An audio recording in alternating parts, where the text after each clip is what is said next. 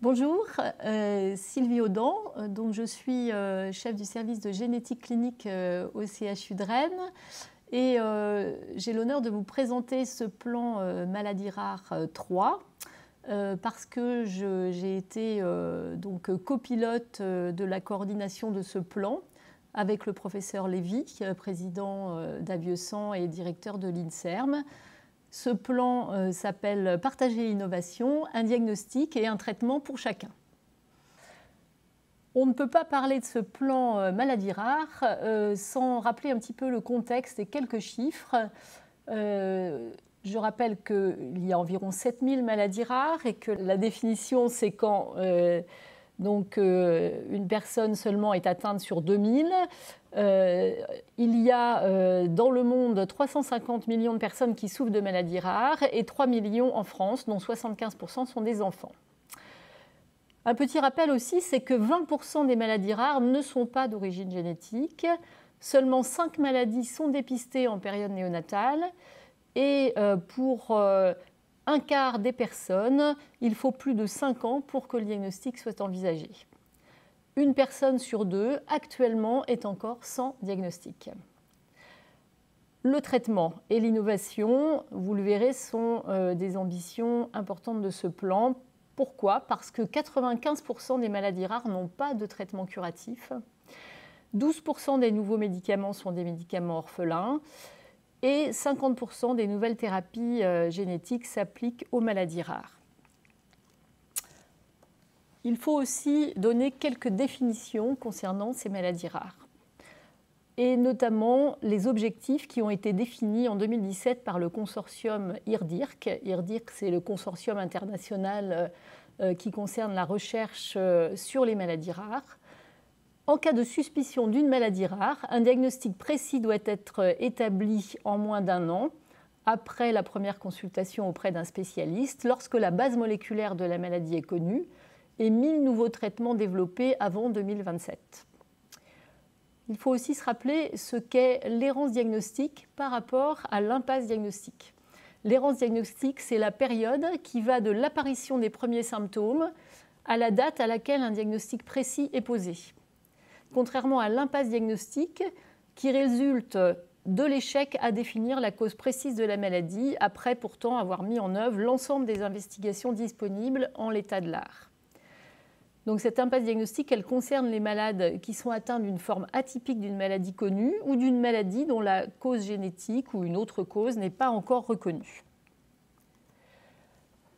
Les plans nationaux ont débuté, sous l'impulsion d'ailleurs des associations de malades, en 2004. Le plan numéro 1 a permis de constituer et de labelliser 131 centres de référence maladies rares. Puis il a été suivi d'un plan numéro 2 qui a vu l'avènement de la structuration des filières de santé maladies rares et le lancement des travaux pour la mise en place de la Banque nationale maladies rares. Et ce plan maladies rares 3 permettra, nous l'espérons, d'aller maintenant vers des traitements et une diminution de l'errance diagnostique, puisqu'il y a encore beaucoup de travail, on va le voir. Et ce plan a d'ailleurs débuté dès l'année 2017 par la relabellisation des centres de référence et des centres de compétences. La mobilisation des pouvoirs publics, des professionnels et des associations, cette synergie a vraiment permis la mise en place des plans nationaux maladies rares. Le contexte est particulièrement favorable pour l'élaboration de ce plan, puisqu'il s'inscrit dans la stratégie nationale de santé 2018-2022, que les filières de santé maladies rares sont un atout fondamental pour le parcours de soins et pour la recherche. La nouvelle labellisation des centres de référence s'est faite en 2017. Et puis, en parallèle, le développement croissant d'une médecine personnalisée est décliné aussi dans d'autres plans, le plan médecine France Génomique 2025 et le plan Cancer 3. d'autre part, il faut rappeler qu'en Europe, la France a une place particulièrement privilégiée au sein des réseaux européens de référence sur les maladies rares. Les maladies rares en France bénéficient d'une structuration très importante avec 23 filières nationales de santé en miroir des 24 réseaux européens dont 20 concernent les maladies rares. Elles comprennent 109 centres de référence coordinateurs multisites formés de 387 centres de référence et de plus de 1800 centres de compétences qui sont maintenant bien labellisés et reconnus aussi. Et puis donc plus de 220 associations de malades sont regroupées autour des maladies rares. C'est la France qui a créé, qui héberge Orphanet, le portail d'information européen et même international sur les maladies rares. Alors comment ce plan a-t-il été élaboré ? 2 personnes qualifiées ont été nommées par le ministère chargé de la Santé et le secrétariat d'État à l'enseignement supérieur et de la recherche à l'époque, en juillet 2016. Donc le professeur Yves Lévy, président de Abiosan et de l'INSERM, et moi-même, plus sur le côté santé. Nous avons décidé de constituer 4 groupes de travail multidisciplinaires, mobilisant un très grand nombre de personnes, plus de 160 personnes, constituées à la fois de professionnels, mais aussi d'associations de malades, des directions centrales, de différentes institutions. Et donc, ces groupes ont travaillé autour de 4 thèmes, vers un parcours de santé efficace et lisible, des diagnostics à la médecine individualisée, innover pour traiter les maladies rares et un axe information, formation et e-santé. Bien sûr, de nombreuses réunions très régulières ont été organisées avec un comité de suivi pour la remise d'un rapport préfigurant ce plan Maladies Rares 3. Il a été soumis à la validation des ministres des Solidarités et de la Santé et de l'Enseignement supérieur, de la Recherche et de l'Innovation, qui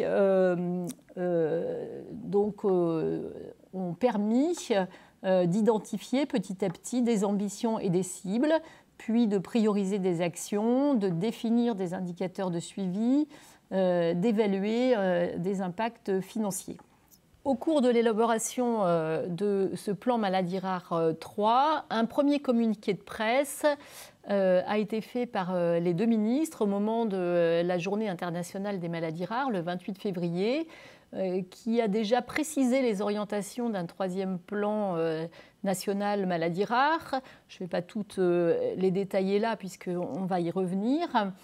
Et puis, donc c'est le 4 juillet dernier que, par un communiqué de presse commun, à nouveau, donc les 2 ministres ont lancé ce 3e plan national. Ce plan, donc, qui s'appelle « Partager l'innovation, un diagnostic et un traitement pour chacun », comprend 5 grandes ambitions.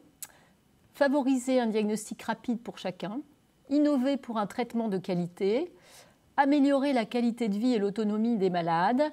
Et les 2 dernières ambitions sont vraiment au service des 3 premières, donc informer et former, et moderniser les organisations et les financements. Ces ambitions ont été déclinées en 11 axes de travail et 55 mesures, donc, que je ne vais évidemment pas non plus détailler maintenant, mais je vais quand même lire les grands axes de travail. Donc, vous verrez que le premier est donc réduire l'errance et l'impasse diagnostique, dont nous avons vu la définition au début.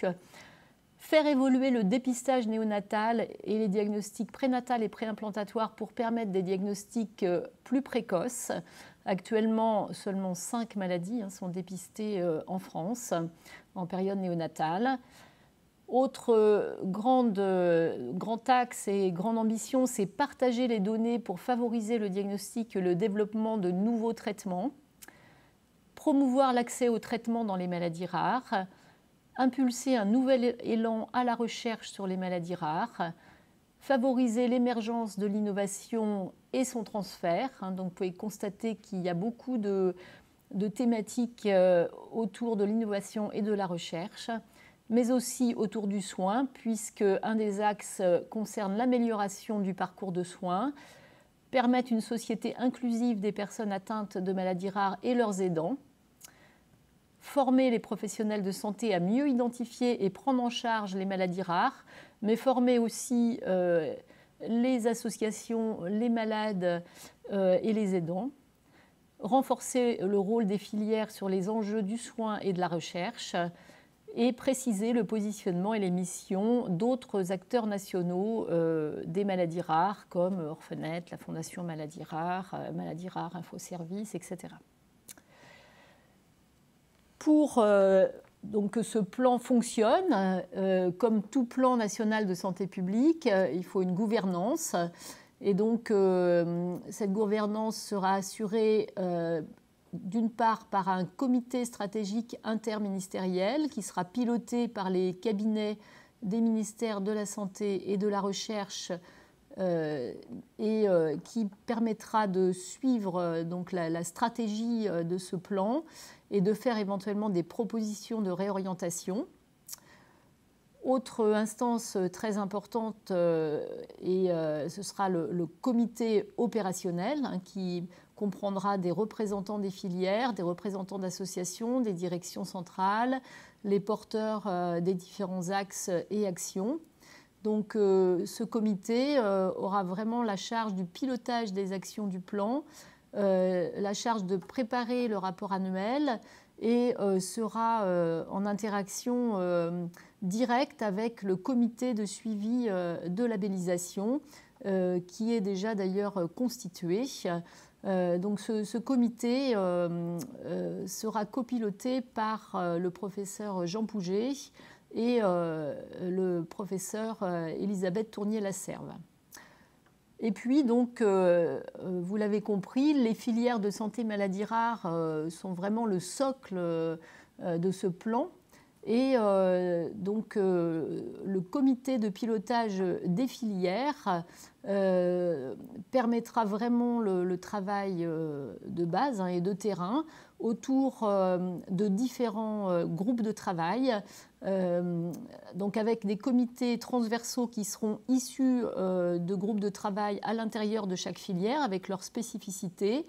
Donc, un groupe autour du diagnostic avec un observatoire du diagnostic, un groupe consacré à la thérapeutique et à l'innovation, un groupe concernant les bases de données et les biobanques, un groupe Europe et recherche, un groupe parcours de soins et un groupe formation.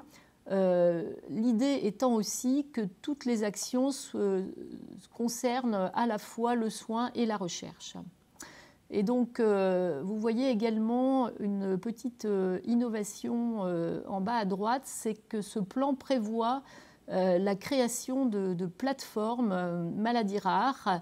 Au tout départ, on y a pensé surtout pour mieux organiser la prise en charge des maladies rares dans les départements d'outre-mer qui avaient été un petit peu délaissés dans les deux premiers plans. Mais on s'est dit que finalement, c'était aussi une bonne idée pour améliorer la lisibilité des maladies rares au sein de chaque groupe hospitalier ou groupe de plusieurs centres hospitaliers ou groupes hospitaliers de territoire. Tout cela s'inscrit dans un schéma beaucoup plus général, vous l'aurez compris. Ce plan maladies rares français doit fonctionner en totale interaction avec la structuration européenne, puisqu'il existe également une structuration européenne maintenant assez solide, avec un board qui est constitué des 27 États membres, avec une coordination et une animation par le biais des 24 ERN, les réseaux européens de référence, dont 5 sont coordonnés par la France actuellement. Et tous ces réseaux s'appuient sur 500 hôpitaux qu'on appelle les healthcare providers, qui sont donc les hôpitaux labellisés dans ce réseau. Puis donc le schéma général français, on vient de le voir, et vous voyez qu'à l'interface, il y a la gestion de l'information et des données avec Orphanet, la Banque nationale de données des maladies rares, les projets européens et la gestion des données, avec également la sortie pendant l'été 2018 de l'EJP, le European Joint Plan.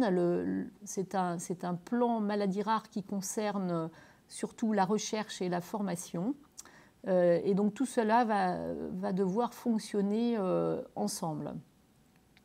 Et puis bien sûr, ce travail ne peut pas se faire sans les différents partenaires associatifs. Donc un travail en concertation permanente avec les associations de malades, que ce soit au niveau français mais aussi européen, Eurordis, la Fondation Maladies Rares, l'Alliance Maladies Rares, l'AFM Téléthon. Voilà, donc c'est un petit résumé de ce plan qui donc est sorti le 4 juillet dernier et qu'il va falloir maintenant faire vivre.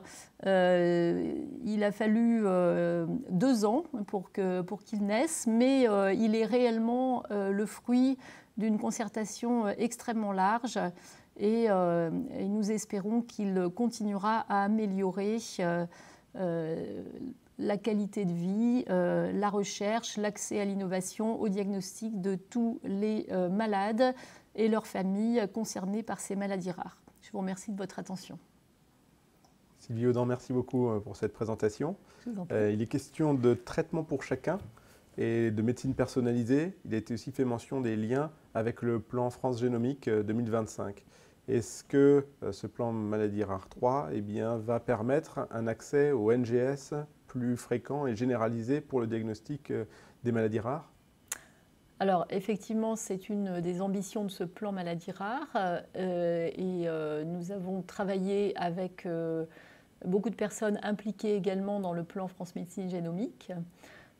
Si vous lisez l'ensemble du plan, vous verrez qu'un financement est prévu pour améliorer les outils de réunion de concertation pluridisciplinaire qui seront absolument indispensables en amont et en aval de la prescription de ces examens de génomique.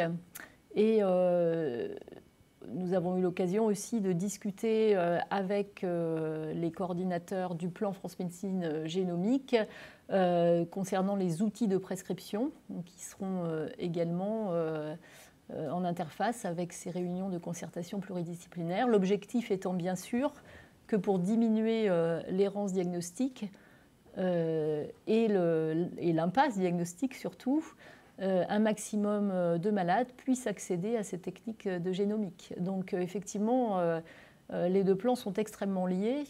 Et d'ailleurs, le professeur Yves Lévy était le pilote du plan France Médecine Génomique. Il y a aussi beaucoup question de mutualisation, de partage des données. Et est-ce que dans ce cadre-là, les données de génétique peuvent être partagées? Est-ce qu'il est prévu de faire un grand dépôt de ces informations pour des patients qui sont seuls, uniques avec une mutation? On sait combien c'est difficile d'arriver à un diagnostic génétique lorsqu'on a un seul patient, mais lorsqu'il y en a 2, les choses changent. Est-ce qu'il y a un volet de mutualisation sur ces aspects purement génétiques et de diagnostic? Alors effectivement, c'est le gros challenge de ce plan et ça va un petit peu avec la thématique de la médecine génomique. Actuellement, on ne peut plus avancer et interpréter des données sans les partager. C'est aussi simple que ça. Et un des buts aussi de ce plan, c'est d'encourager la création de registres, de cohortes, à visée également de recherche qui permettront d'avoir de très bonnes données cliniques, phénotypiques et également génomiques pour pouvoir partager à l'international. Et ça passera par des appels à projets sous la forme de ce qui a existé pour Radico, par exemple? Oui, alors dans le plan, il est prévu effectivement des appels à projets. Il y a un financement qui est fléché pour ça.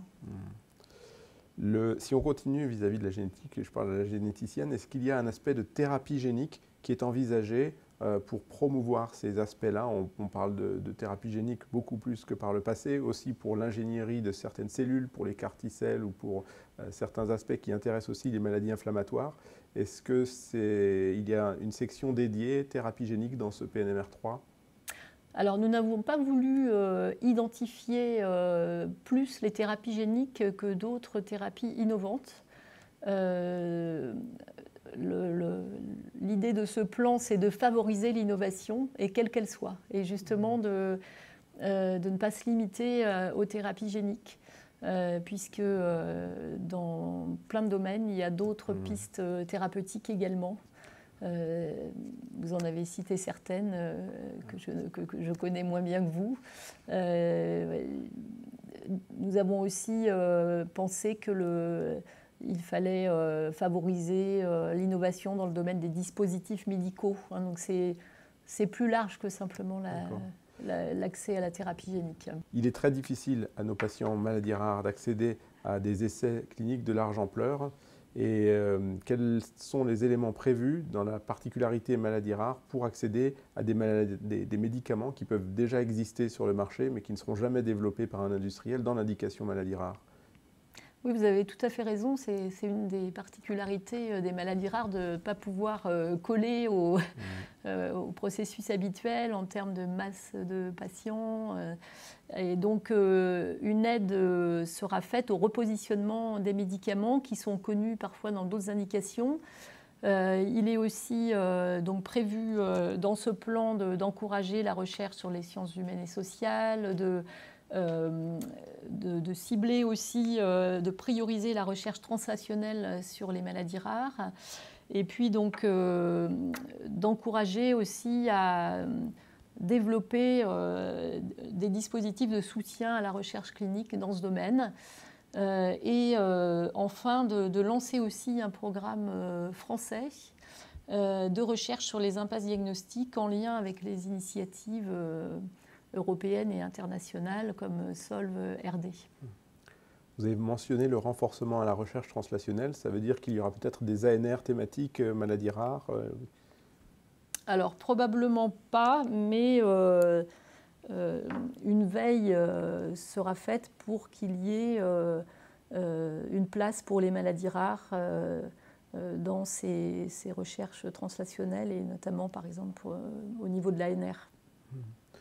Le financement total est à 780 millions. Les précédents plans étaient plutôt aux alentours de 500 millions. Donc il y a une augmentation des financements qui mettent les filières au centre de cette prise en charge. On renforce le rôle des filières. Il y a plus de 60 millions qui vont être alloués en plus pour des nouvelles missions qui seront données aux filières. Quel type de missions parmi les nouvelles seront données aux filières? Est-ce qu'on les a déjà identifiées?